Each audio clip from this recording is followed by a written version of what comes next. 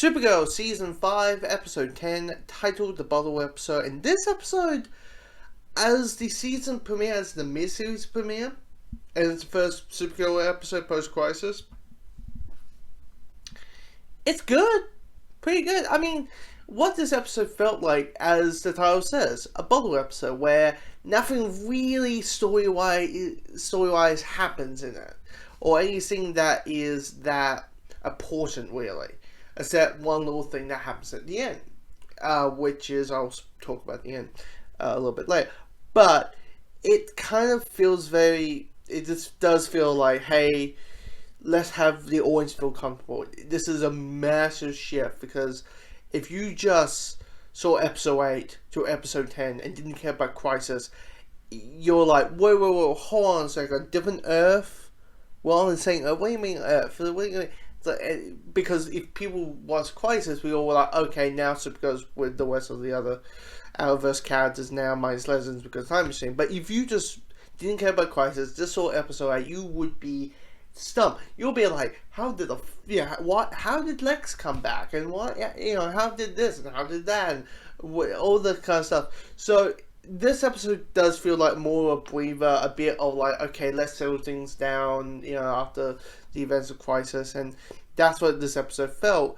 With the storyline, two storylines. One is, should we trust Lex? Is Lex on a different route? Is Lex just the same old? It's just he seems to care, because right now we find out that the Earth Prime Lex is a good guy, and that's Sapona and working, and Supergirl and Lena and everyone is at the DEO and all that.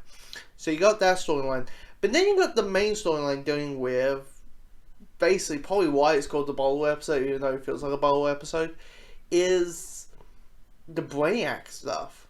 The Brainiac 5 stuff, where there's like 5 of them, all from different universes.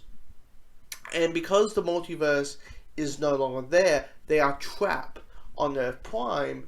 And some of them are like, okay, yeah, cool, okay, that sucks, and they move on. But there's always that one, and that's kind of course, there's always that one. His name's Brainiac, and Brainiac, if you're a big comic book person, knows that Brainiac is one of the big Superman bags, and him being Brainiac 5 is kind of programmed to be a typical Brainiac.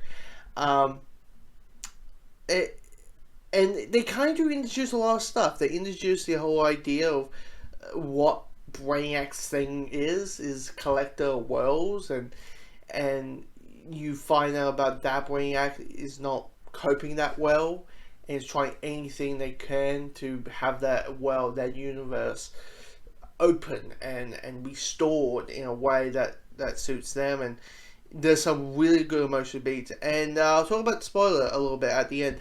Brainiac, our Brainiac, Brainy, looks like his comic book self, or his Brainiac self. He is no longer blue, he is green now, and he looks better. Because that's the thing, for a good season, for let's say 2 seasons, it's not, blue did not work. It just felt off. But him green, and it feels also very natural. Him being a Brainiac and all that. Also, his comic book counterpart. So that all well done. And the ending of stuff, like he ends Nina, the election of Nina. And he say, hey, Lex, let me help you. And it's like, whoa, what is happening? And also, there's a fight scene at the end, which I thought, okay, it's superheroes, you need 8 action scene per episode kind of thing. I went In Sync for a bar fight. In Sync is maybe not the type of song that I would kind of play during a bar fight, but anyway, that I just like, okay, that's an odd choice, In Sync. But yeah, it's a if I say is this episode good or bad, I'll say it's good, but it's one of those episodes where you might not check it out again. But it's it's good.